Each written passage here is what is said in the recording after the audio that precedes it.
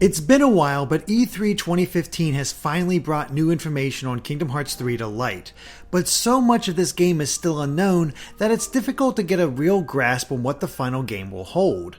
So it's time to bring out the old analysis machine to see what kinds of secrets and hidden details we can find in the latest trailer.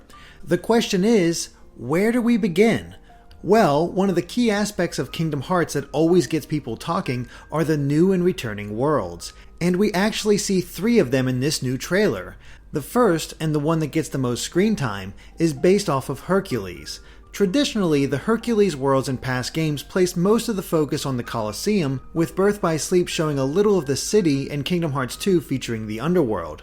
But in Kingdom Hearts 3, it looks like a lot of the action will actually take place on Mount Olympus. We say this because most of the area that's shown features Sora working his way up an incredibly huge mountain that is littered with the ruins of marble columns and even statues that depict generic heroes. One is holding a sword and shield, while another seems to be holding a defeated monster. It all fits together to prove that this is indeed Hercules' world. But what's interesting is that the climb to Mount Olympus was never really shown in the movie, so this is something brand new that the developers can fill with whatever they want. Mount Olympus is also perfect for just showing off the scale of Kingdom Hearts 3. In a recent interview, Tetsuya Nomura stated that every individual world would be a cohesive experience with no load times, rather than the smaller areas that made up every world in past games. In one shot, we see Sora leap off the upper portion of the mountain. Below, we can see everything that he worked to get past, including a stream that Heartless appeared from. There are even new elements such as the arches that contain some kind of symbol on them, though we can't quite make out what it is. We suspect that it might be Zeus's crest. Notably, this view doesn't feature the city and Colosseum from past games. The Colosseum is a tradition in almost every Kingdom Hearts, so we'd be shocked if it doesn't appear here. Perhaps it will be a brand new one that takes place at the very top of Mount Olympus. Of course, getting there will be half the challenge since the Rock Titan seems to be blocking the way. We'll get into the mechanics of his fight later, but for now it seems like this is meant to be the finale of Hercules' story, with Hades finally making his assault on the other gods. And a new character is looking like he'll make his debut in Kingdom Hearts 3, Zeus himself. One of the Keyblades that Sora uses in the trailer actually features the King of the Gods in its design. It's the first time Zeus has even made a cursory appearance in Kingdom Hearts, so we'd be surprised if he doesn't have a role to play. Before we move on to the next world, let's take a look at the Heartless that appear on Mount Olympus. The first set shows off the fact that the Heartless will transition into the world through the environment. In the past, it was always through a dark ball of energy, but here they actually pop out of the nearby stream. The Heartless themselves are obviously water-based, but none of them have the Heartless emblem on their body, meaning they are pure, just like the Shadows. They also have quite a few abilities. One looks to be a water barrier that allows them to teleport away when hit by the Keyblade. In a cool touch, casting fire magic on the water barrier will actually cause it to evaporate in a puff of steam. We're positive that the other types of magic will affect them too, with thunder doing much more damage and ice possibly freezing them in place, leaving them open to physical attacks.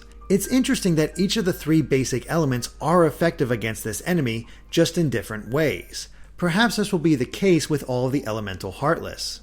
Another ability these Heartless show is raining on Sora. Strangely, it doesn't appear to affect them.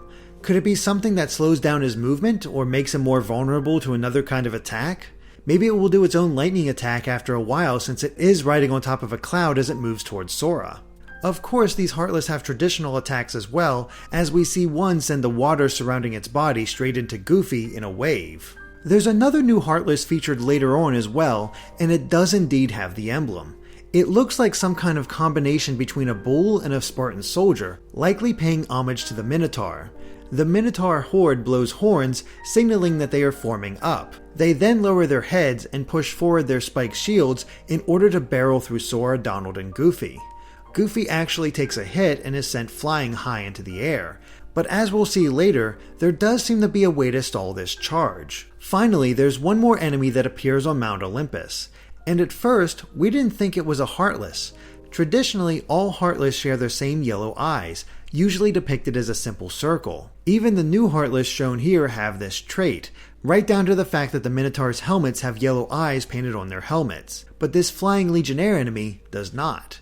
Instead, they have red X's as eyes, and while it's not an eye design that was used in Birth by Sleep, we thought it was possible that these enemies were actually the Unversed, who only appeared in that game. But thanks to an analysis preview and all of you, a Heartless emblem can be seen on its chest.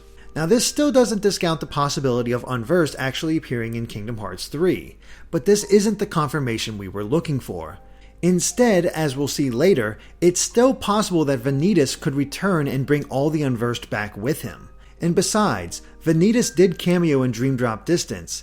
His influence on Ventus, and by extension Sora, still exists. At the very least, it would give a great sense of finality to Kingdom Hearts 3 if all of the different enemy types from throughout Kingdom Hearts appeared in one game. How it would actually come to be, we're not sure yet. And as for the Legionnaires themselves, they really don't get a chance to do anything, so they seem to be simple flying enemies like air soldiers in past games.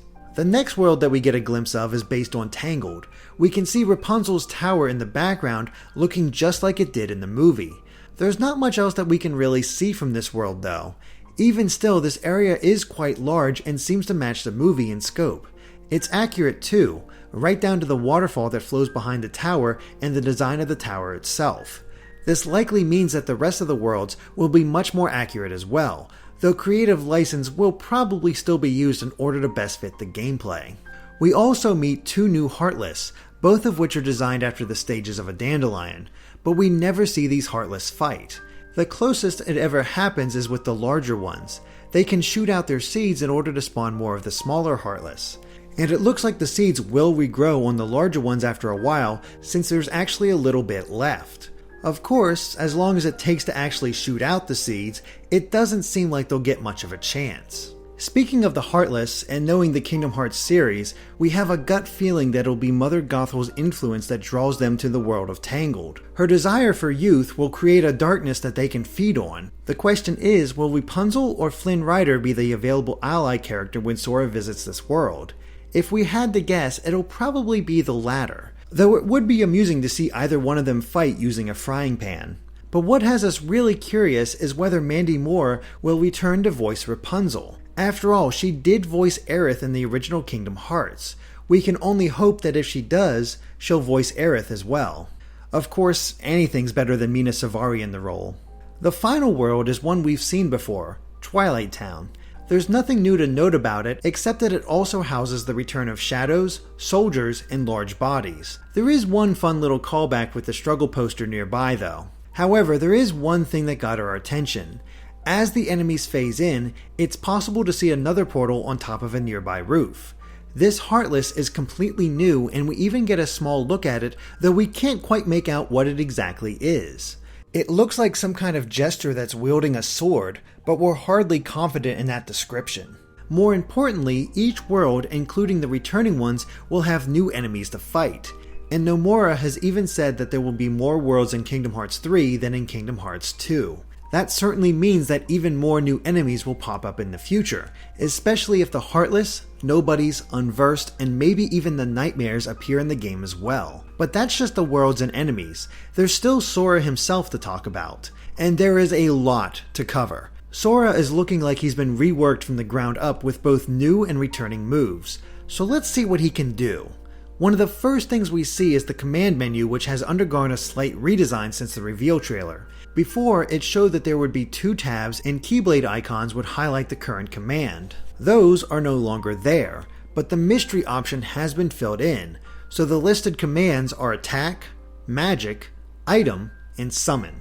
While we don't think this will be the final version of the command menu, it could indicate a greater emphasis on the summons in comparison to previous games, and that certainly seems to be the case based on how prominent the Disney rides have been in many of the trailers, but we'll cover those in due time. More intriguing is how Sora moves. Right away we see him bound up a wall and flip over it in one graceful motion. It shows a level of navigation that we've never seen before in a Kingdom Hearts game and is so natural that it can't be part of a flow motion system. And that's not the only example of this new kind of movement. We see another part where Sora is able to easily navigate across a set of logs with no need to jump. It happens again with a series of rocks. This new movement is undoubtedly automatic and triggered depending on the situation. Sora can leap from point to point as long as they're nearby, scale small walls, and even slide down slopes. It gives everything a much more naturalistic feel rather than sections that must be traversed through platforming. But that doesn't mean the flow motion system from Dream Drop Distance is completely gone. In the scene where he takes on the Rock Titan, we see Sora run straight up a sheer wall. Could this be an evolution of flow motion, or does it simply show how much stronger Sora has gotten? After all, we saw Roxas and Riku doing this exact same thing in Kingdom Hearts 2. Where the flow motion does seem to appear is during the confrontation with the Rock Titan itself. A blue light envelops Sora as he jumps up the Titan. But this could simply be a brand new mechanic since the blue light doesn't appear until Sora kicks off from the boss's foot. It's during this part of the trailer that we see a few of Sora's other moves. He uses the aerial dodge from Kingdom Hearts 2 to dodge one of the falling rocks before continuing his run.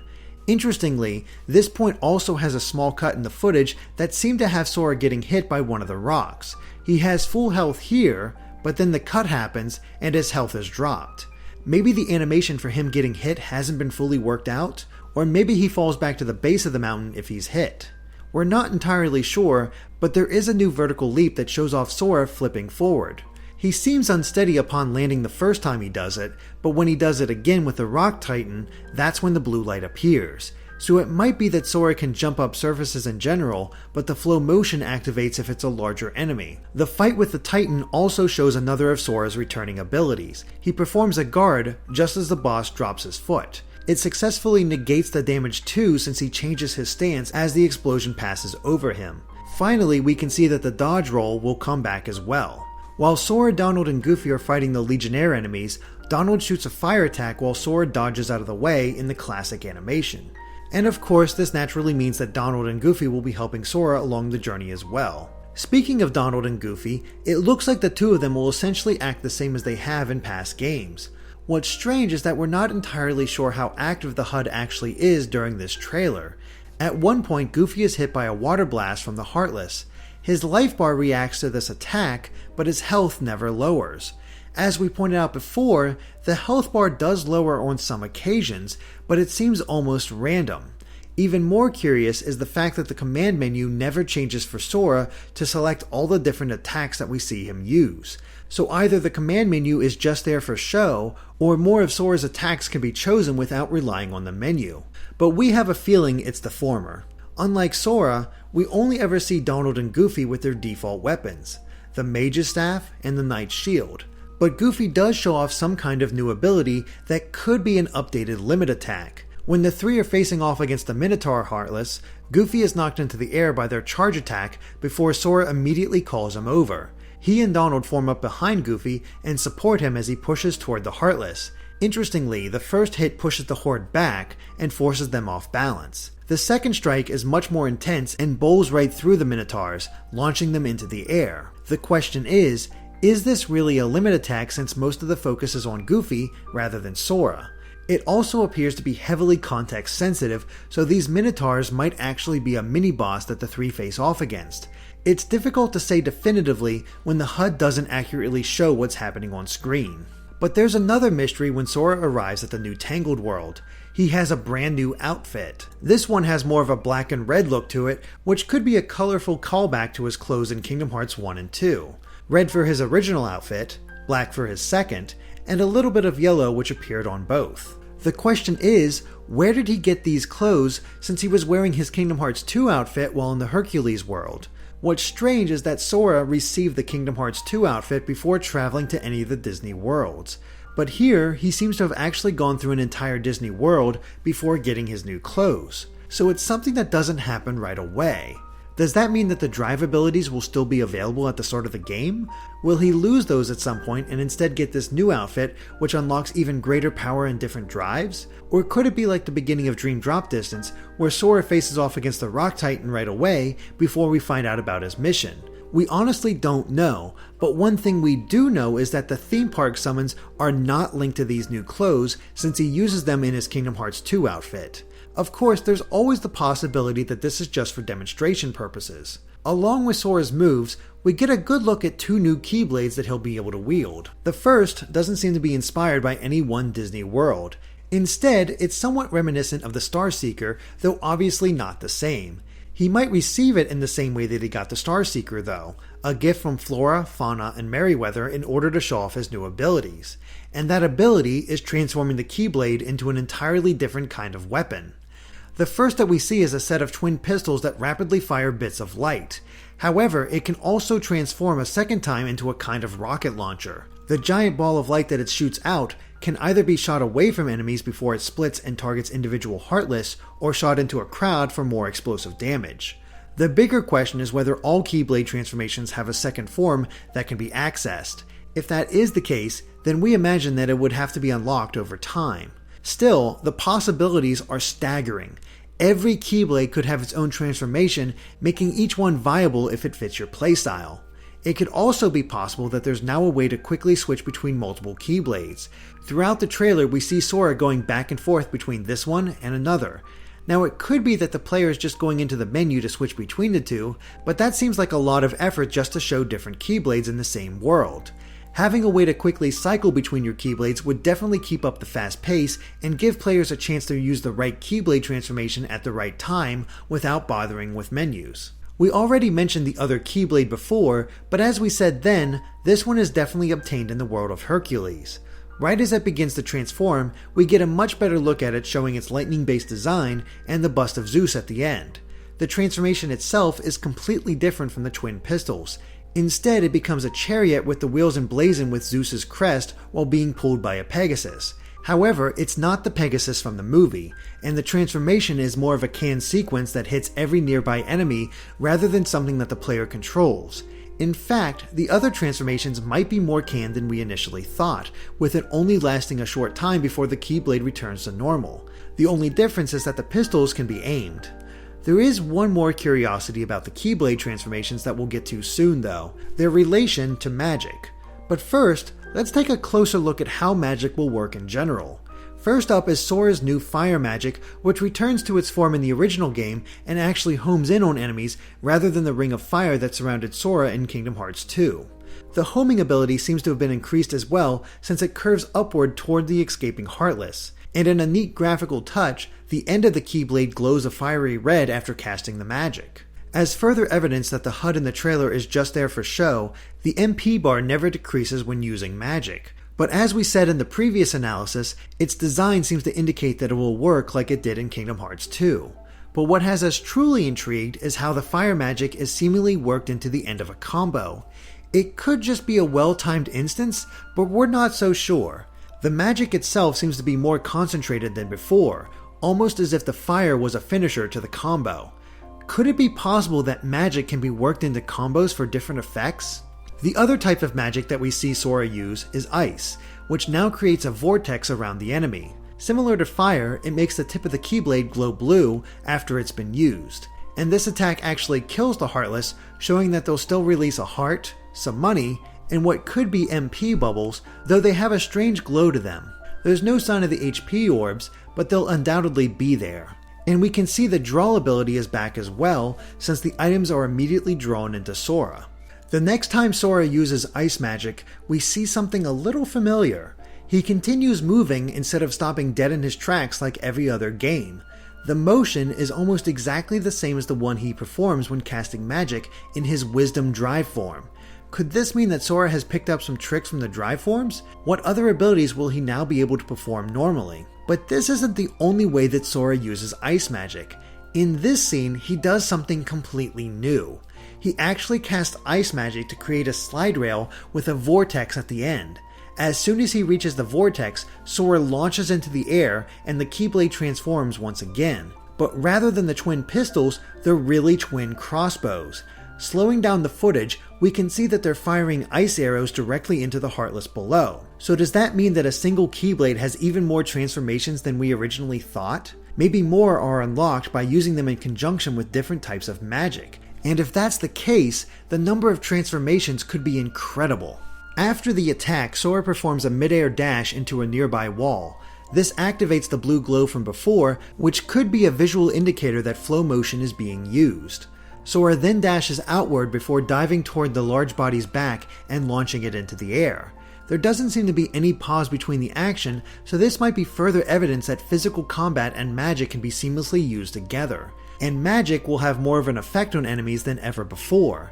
After the ice arrow attack is finished, we can see that one of the soldiers was frozen solid.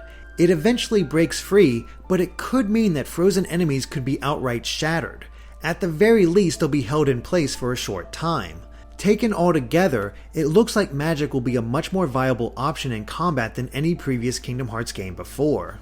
Of course, none of this takes into account Sora's brand new ability to summon Disney rides for completely outlandish attacks, but we're still not completely sure how they're activated. In one instance, specifically the fight against the Rock Titan, Sora summons the Big Thunder Mountain Railroad train as soon as its shell cracks. This is almost exactly the same scene as the one shown during the D23 trailer, and just like then, Sora fights the Rock Titan almost as if it was a planned sequence. But then there's the pirate ship ride that looks like it can be summoned anywhere. We saw it before in Twilight Town, while here it's called forth in the Tangled world. It could be that some Disney rides are more context sensitive than others, or Sora goes through a similar sequence in the Thunder Mountain Railroad no matter the enemy. We're just not sure. What we do know is that the brand new summoned ride has more in common with the pirate ship. In it, Sora summons the spinning teacups from Disneyland's Mad Tea Party.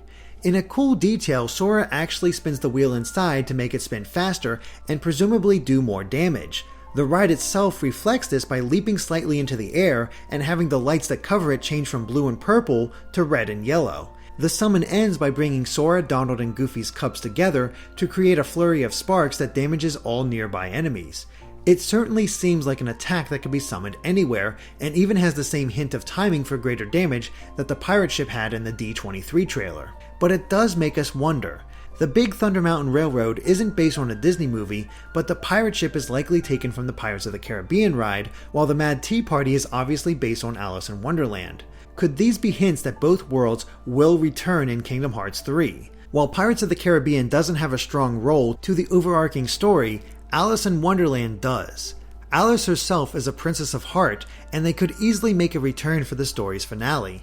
On the other hand, it's entirely possible that the rides will have nothing to do with the worlds, and it's just a loose connection. But we do think Wonderland could finally return in Kingdom Hearts 3 at the very least.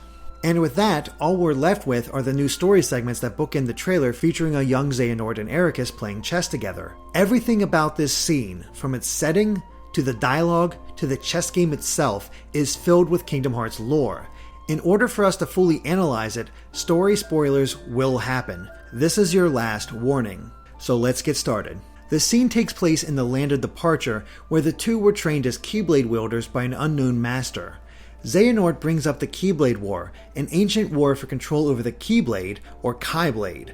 It was the only means of obtaining true control over Kingdom Hearts. But the war was so brutal that it led to the world being consumed by darkness, while the Keyblade was shattered into 20 pieces, 13 of pure darkness and 7 of pure light. The world would have ended there had it not been for the light within the hearts of children, but they couldn't save it completely. Instead, everything was split into separate worlds, with few people even realizing that things were once whole. It's the Keyblade that is key though. Xehanort's plan is to gather together 13 beings of darkness, which he was recruiting in Dream Drop Distance, with 7 beings of light, who we've met throughout the series. Their climactic clash would reforge the Keyblade, which would then open the way to Kingdom Hearts, and start a new Keyblade war that Xehanort believes would bring balance to light and darkness, rather than what he feels is an overwhelming light. Hints of this plan can be seen in the trailer as Xehanort brings up the Lost Masters, the ones who started the original Keyblade War, and characters that we may not have met yet. The question is if these characters will only be mentioned, or if they'll make some kind of appearance in Kingdom Hearts 3. Ericus claims not to know anything about the Old Masters, though Xehanort doesn't believe him. Why would Ericus keep this a secret? We know from Birth by Sleep that he comes to believe that darkness shouldn't exist at all, and that light's power should be absolute. But here we can see that he's at least willing to hear Xehanort's ideals, though he plays it coy. He seems to have been a much more lighthearted boy before his clash with Xehanort that left him scarred and completely closed off to the idea of darkness having any place in this world. Perhaps Ericus still has some role to play despite his death in Birth by Sleep. After all, Sora did find his Keyblade in Kingdom Hearts 3's reveal trailer. It had been passed on to Aqua, and we had assumed it had more of a connection to her, but maybe Ericus could return in some way. We're not entirely sure. When the trailer returns to the two, a crystal is prominently shown in the foreground as they continue to play chess. Is it simply set decoration, or could there be more to it considering the importance of crystals in the Final Fantasy series? It could even have some kind of relation to the Land of Departure's transformation into Castle Oblivion. In the same way, another object is shown in the room, Master Xehanort's Keyblade, which has never been given an official name. It's been said that it's one of the oldest Keyblades in existence. Now we see that it didn't always belong to Xehanort. Perhaps it's a memorial to the Keyblade War by his master? And maybe he steals it before leaving the Land of Departure. Either way, its placement definitively shows its importance beyond being wielded by the main villain. Xehanort is positive that the future is already written and a second Keyblade War will take place, while Ericus believes that light always has a chance to prevail. What's interesting is that this version of young Xehanort has already traveled through time and experienced the events of Dream Drop Distance. This is why he feels the future cannot be changed, but all of this is just on the surface. Where things get complicated is the chess game itself. Each piece has meaning and each one represents characters from throughout the series through the emblems on top of each one. It is quite literally a representation of the clash that will take place between the 13 beings of darkness and the 7 beings of light. Except that the game isn't really even chess, at least not in the way that we know it. The squares are all diagonal, with some being raised higher than others. It's vaguely reminiscent of the wristband that Roxas wore in Kingdom Hearts 2, though very likely not connected. Despite its strange look, the game itself seems to work mostly the same. But let's take a look at the pieces themselves, starting with the white ones. In this overhead view, we can see what almost all of the light pieces are and who they represent. First up is the piece in the center back, which resembles the keychain on Aqua's Stormfall Keyblade. It's an interesting choice considering that she first received it on Destiny Islands after meeting Sora, and Xemnas still had it in his possession during Kingdom Hearts 2. But it is the symbol that most represents her. To the right of Aqua's piece is what we think might be Ventus's. It resembles the Wayward Wind, which was his default Keyblade. Moving forward is a chess piece with a heart symbol on top. This looks almost exactly like the keychain to Riku's Way to the Dawn, his default Keyblade after conquering the darkness inside him. To the left of that is a chess piece that strongly resembles the keychain to Terra's Ends of the Earth, which is fitting considering Terra received this Keyblade after choosing Riku to inherit the Keyblade. This becomes Terra's primary Keyblade, and is the same one that's used during the boss fight with the Lingering Will in Kingdom Hearts 2. And speaking of the Lingering Will, it seems to be represented here as well, as there are 2 chess pieces with Terra's symbol. One might represent his body, which was possessed by Xehanort, while the other represents the part of his soul that stayed behind in his armor as the Lingering Will. Next to Terra's piece is Sora's, represented by the crown. This same crown symbol is always seen on Sora as a necklace, making it easy to identify. The next piece is just as simple as it's the Mickey Mouse head, obviously representing the king himself. Finally, just behind him is a star that closely matches the keychain on Kairi's Keyblade, Destiny's Embrace. By the end of Dream Drop Distance, it looks like she's going to go through training to better wield the blade. We'll have to see what her primary role will be though. It could be as an Essence of Light, a Princess of Heart, or as a Keyblade wielder. Whichever it is, her role might be much bigger than ever before. It's the chess pieces that represent darkness that prove to be the trickiest though. Very rarely do we ever get a clear shot of all of Xehanort's pieces, but there are quite a few that could hint at the things to come. For one, right in the front is a pair of pieces that hold symbols that vaguely resemble the head of Ansem's guardian. But why are there 2? Could one be for the guardian itself, or is it related to how Ansem was already defeated by Sora once before? We're honestly not sure. But there's another pair in this scene as well. To the right of Ansem's piece is one that has the gear keychain from Vanitas' Void Gear Keyblade. Could this be definitive proof of Vanitas' return and by extension, the Adversed? Like we said, there's a pair of pieces with Vanitas' symbol, but the other has already been taken by Ericus. Could it be related to how Vanitas was defeated in Birth by Sleep, but his remnant still remained as an extra boss in the same game? Or is it indicating that only part of Vanitas was destroyed and some still remain since Ventus's heart is still fractured? There's just so much we don't completely know. Behind Ansem's pieces is one with an 8-pointed star symbol with a crescent moon in the center. This seems to be a direct reference to Saïx's weapon in Kingdom Hearts 2, the Claymore, but in that game the tip of the Claymore had the Nobody symbol's cross in the center. However, it makes sense to replace that with a crescent moon considering Saïx's title in the organization was the Lunar Diviner. Of course, we already know that Saïx, or his human form Issa, was already part of Master Xehanort's new organization thanks to the end of Dream Drop Distance. Just behind Isa's piece is one that looks to have an hourglass on top. This could definitely be a reference to young Xehanort, both for his ability to time travel in Dream Drop Distance and the fact that the keychain on his Keyblade was an hourglass. Like Isa, it's not exactly a shocking revelation to see him on the board. What is surprising is the dart chess piece on the very left. Thanks to this angle and one other, it looks like this symbol is actually a set of dice. These were just one of the gambling weapons that Luxord used in Kingdom Hearts 2. But could he really come back? He never seemed like a major player when compared to the others that are confirmed to be part of the new Organization 13. Yet he was one of the final bosses in the world that never was, along with Saïx and Xigbar, who are also part of the new organization. So in that context, it's not too strange to think that he'll return. Finally, the last piece that we can clearly make out is the goat head symbol, something that's been associated with Master Xehanort's unnamed Keyblade. The only confirmed members that we couldn't see pieces for are Braig, the human form of Xigbar, and Xemnas. So, to review, the members of the new organization include Master Xehanort, young Xehanort, Ansem, Xemnas, Vanitas, Isa, Braig, and Luxord. But that still leaves 5 unknown characters to make up the rest of the ranks. Actually, according to Prince Noctis, a user on KH13.com, we could know one more member, specifically one from the just announced for North America mobile game, Kingdom Hearts Unchained Chi. We honestly don't know too much about this game, but from what we've been able to gather, it takes place during or even a little before the Keyblade War.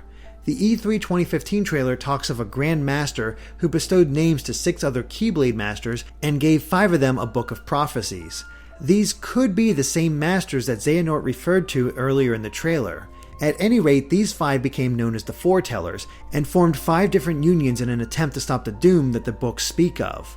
It's up to the player to choose which of the unions to join, as each have their own way of trying to prevent this disaster. But what's incredibly strange is the fact that the modern Kingdom Hearts characters can all appear as helpers to the player character. We have no idea how this is supposed to work story-wise, but this game does have an even greater connection to Kingdom Hearts 3 than you'd expect. The Unchained Chi trailer states that one of the Foretellers is a traitor, and Prince Noctis believes he identified which, thanks to the chessboard in Kingdom Hearts 3. The keychain on Leopardos's Keyblade closely resembles the symbol on top of this chess piece. Could it really be possible that Lepardos would be one of the new organization members? And going one step further, could the 5 remaining spots all be filled by the 5 foretellers? Maybe Lepardos or Xehanort corrupted them at one point. All we know is that it really feels like anything is possible.